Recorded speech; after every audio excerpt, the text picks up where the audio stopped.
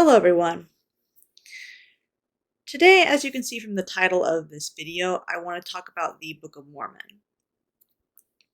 And specifically, I want to talk about why it isn't the answer to all problems that people may have with the LDS Church that many Mormons seem to think it is.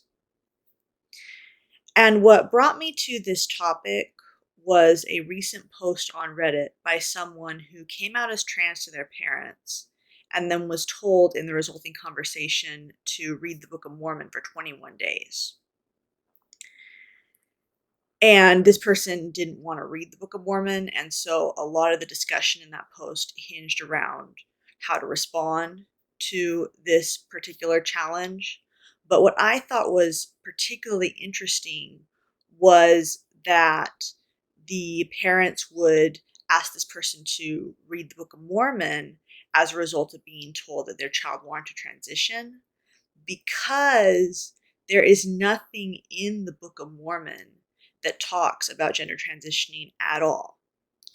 And so at first glance, especially from someone, if, for example, I hadn't known anything about Mormonism but just knew that much, I would think that that was a very odd thing for the parents to do.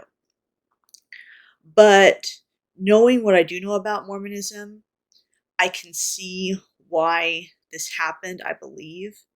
And I want to talk about why challenges like that probably won't work for most people.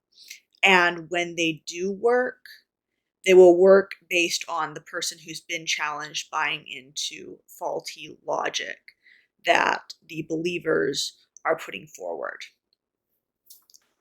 So to start off with, I'm going to explain why Mormons think that reading the Book of Mormon will resolve concerns about the church not related to doctrine that's put forward in the Book of Mormon, because the Book of Mormon actually doesn't have a lot of the church's doctrine in it. A lot of the church's doctrine was added after the Book of Mormon came out. And so the Book of Mormon, like I said, doesn't talk about a lot of things that the church currently believes in. So how could it possibly answer everyone's questions? Well, that's the thing. It doesn't have to answer everyone's questions.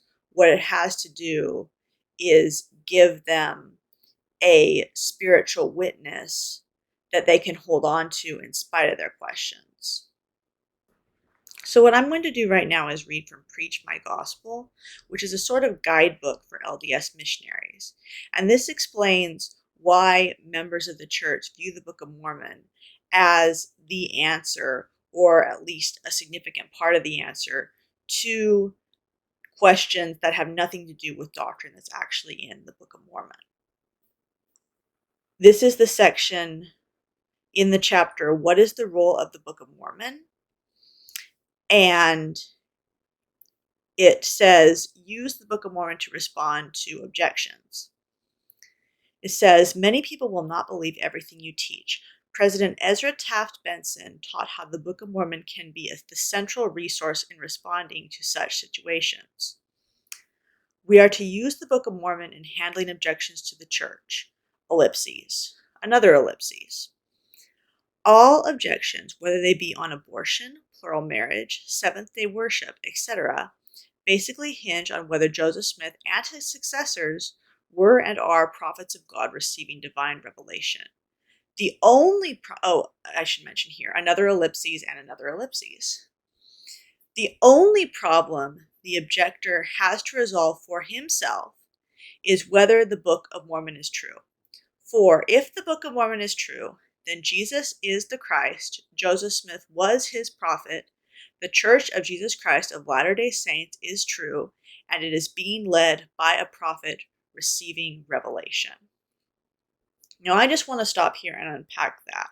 First of all, as you notice, I pointed out the ellipses. I did that because I don't know what the full quote was, but often the mainstream Mormon sources that people are encouraged to read are notorious for cutting out parts of certain quotes that would change the meaning or make certain things look bad. So even though I don't know what was cut out, and I don't really want to do the research to find out, I am a little bit concerned by the number of ellipses here, It could be for clarity that they're cutting things down, or it could be because they're actually hiding something really different from what was said in the original, or something really bad. I don't know. But second of all, the argument that Ezra Taft Benson makes here is provably false. It is false. It is a bad argument. Because he gets to saying that if the Book of Mormon is true, then Joseph Smith was the prophet of God, and the Church of Jesus Christ of Latter-day Saints is true, and is being led today by a prophet receiving revelation. And that is false because the Book of Mormon says nothing in it about whether Joseph Smith will fall from being a prophet after the Book of Mormon comes out.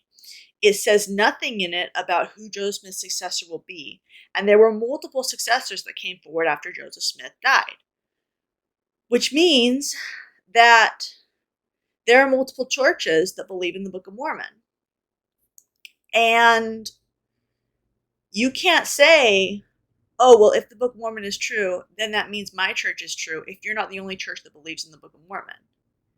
You can't say that unless you're counting on people not knowing that there are other churches, which it seems is what Ezra Taft Benson is doing here. It's dishonest and it's wrong. And second of all, this whole idea hinges on the fact that people are supposed to be able to tell whether the Book of Mormon is true through following Moroni's promise. That's the way you're supposed to tell if it's true, which is unreliable because spiritual promptings are based on feelings. Feelings are unreliable.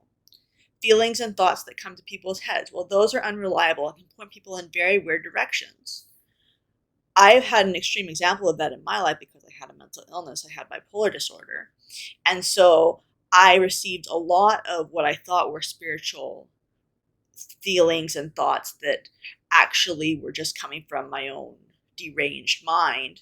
But I think even people who don't have mental illness can still get thoughts and feelings that don't come from God and assume they do come from God. I think that because even before I was diagnosed with bipolar disorder and before I developed manic episodes and so forth, I would still get thoughts and feelings that I thought came from God. And I don't think they were the result of a mental illness per se, but I thought they were from God, and I don't think they were now.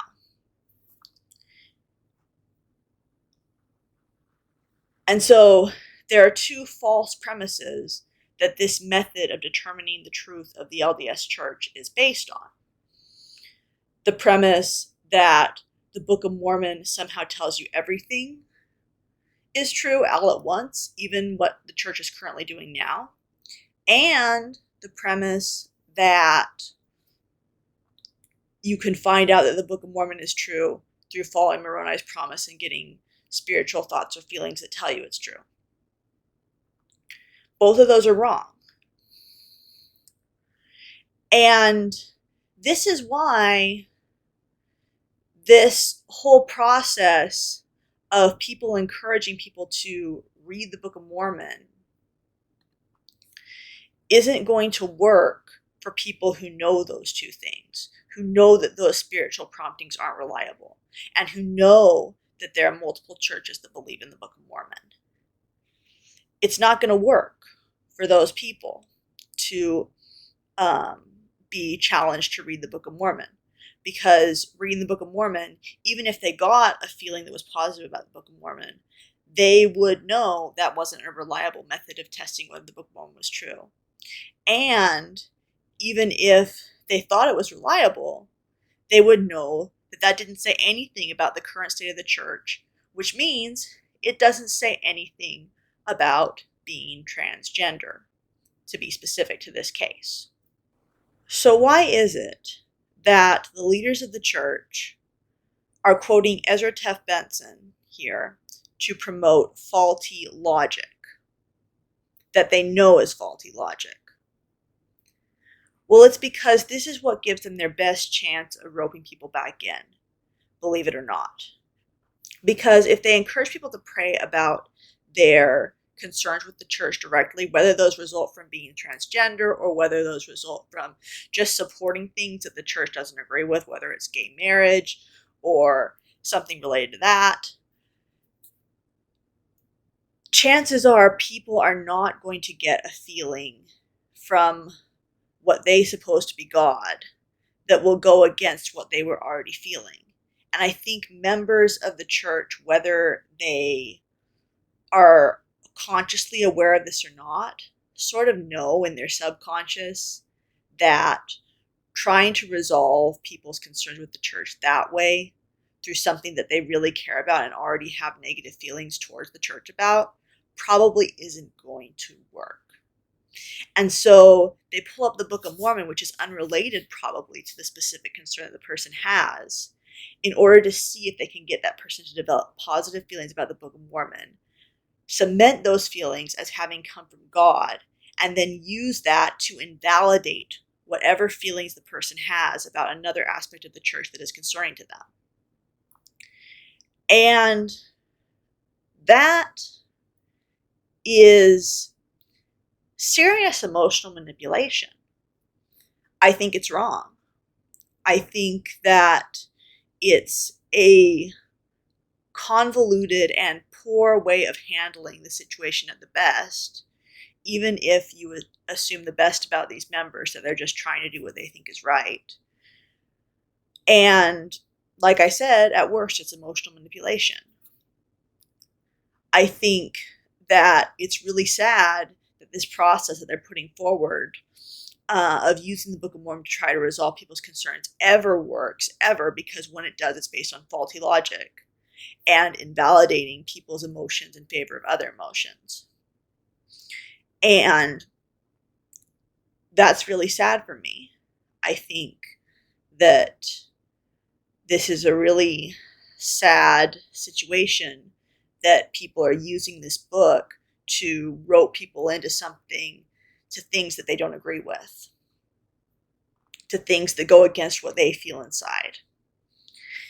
And fortunately, I think that it's becoming more and more obvious for various reasons that the Book of Mormon is not what it claims to be to so many people.